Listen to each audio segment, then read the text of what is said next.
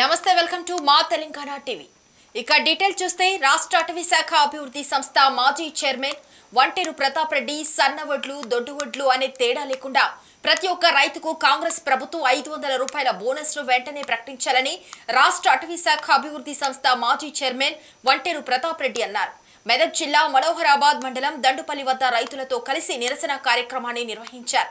ఈ కార్యక్రమంలో ఎంపీపీ పురం నవనీత రవి ముదిరాజ్ ఎంపీటీసీ లతా వెంకటేష్ గౌడ్ మాజీ ఉప సర్పంచ్లు పంచమి రేణుకుమార్ వెంకటాయపల్లి రమేష్ నూకల వెంకటేష్ యాదవ్ పంచ భిక్షపతి ఇస్లాంపూర్ రమేష్ ఉదయ్ రంజన్ గౌడ్ ఆయా గ్రామాల బీఆర్ఎస్ నాయకులు కార్యకర్తలు పాల్గొన్నారు। 5 మాసాల కాలంలో రోడ్ల మీదకి వచ్చి రైతులు ధర్నాలు చేయాల్సినటువంటి పరిస్థితి ఏర్పడిందంటే ప్రభుత్వం యొక్క అసమర్థత చెప్పగానే కుట్టొచ్చినట్టు అనిపిస్తుంది। వాస్తవంగా చెప్పాలంటే కరెంటు లేక రైతులు పొలాల దగ్గర పడుకున్నారు ఈ 5 నెలల్లో।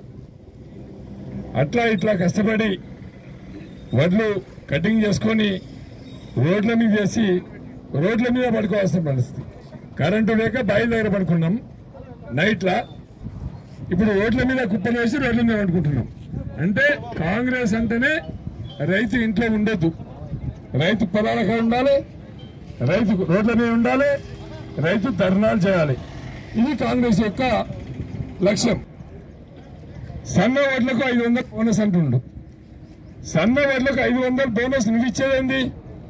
ఆల్రెడీ ట్రేడింగ్ లో 27-2800 నుంచి 3000 దాకా ప్రైవేట్ వాళ్ళు సన్నబట్టు కొంటున్నారు। 500 నువ్వు ఇచ్చేదేంది? ఇలా దొడ్డు ఓట్లు ఉన్నాయి। యాసంగి పంట అంటేనే దొడ్డు ఓట్లు ఉంటాయి। యాసంగి పంటలో దొడ్డు ఓట్లు నువ్వు కొనని చెప్పు, నువ్వు ఇయ్యని చెప్పు, కానీ సన్న ఓట్లకి ఇస్తా దొడ్డు ఓట్లకి ఇయ్యంటే పండించేదే దొడ్డు ఓట్లు। రేవంత్ రెడ్డి గారు మేడి బట్టి దున్నుంటే వ్యవసాయం చేసుంటే ఆయన నిజంగా అర్థమవుతుండే వ్యవసాయం యాసంగిలో ఎట్లాంటి ఓట్లు వస్తాయి, వర్షాకాలంలో ఎలాంటి ఓట్లు వస్తాయి తెలిసి ఉండేది।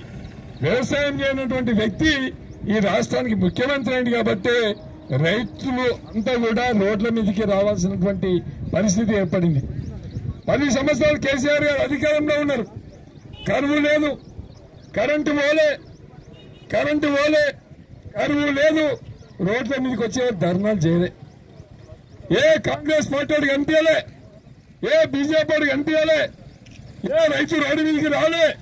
10 సంవత్సరాలు చెరువులు నిండినాయి, కుంటలు నిండినాయి, చెక్ డ్యాములు నిండినాయి, కొండపశమ్మ సాగర్ కట్టుకున్నాం, మల్లన్న సాగర్ కట్టుకున్నాం, హల్దీ రివర్ నిండా నీళ్లు ఇచ్చినాం, చెరువులు నింపినాం, కుంటలు నింపినాం। ఇవాళ చెరువులు ఎండిపోయినాయి, కుంటలు ఎండిపోయినాయి, బోర్లు ఎండిపోయినాయి, మూటలు కాలిపోతున్నాయి, ట్రాన్స్ఫార్మర్లు కాలిపోతున్నాయి। ఇలా రైతు అగమ్య గోచరమైనటువంటి పరిస్థితుల్లో ఉన్నాడు।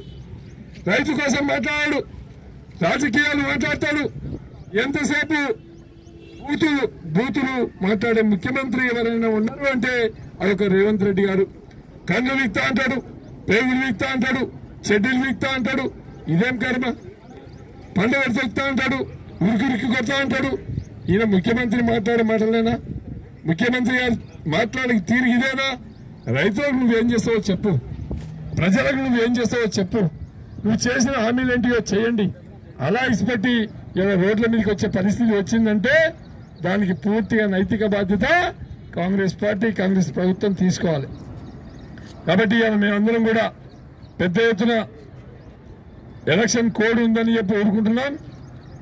కొద్ది రోజులలో వేలాది మందితోని నేషనల్ హైవే 47 మీద 44 మీద వేల మందితోని ఒడ్లు కనుక ఉండకపోతే ఎలక్షన్ కోడ్ కాగానే వంట వార్పు కార్యక్రమం ఏర్పాటు చేసి రోడ్డు మీదకి వెళ్ళేసే పరిస్థితి ఉండదు। కేసులు పెడితేనా పెట్టుకోండి, మేము పెన్లీ పోలీసు అన్నాం, ఇలా పోలీసులను అడ్డం పెట్టుకొని గుండాయిజం చేస్తుండ్రు, ఖబర్దార్ కాంగ్రెస్ నాయకులు అని చెప్పి ఈ సందర్భంగా నేను హెచ్చరిస్తా ఉన్నా। పోలీసులను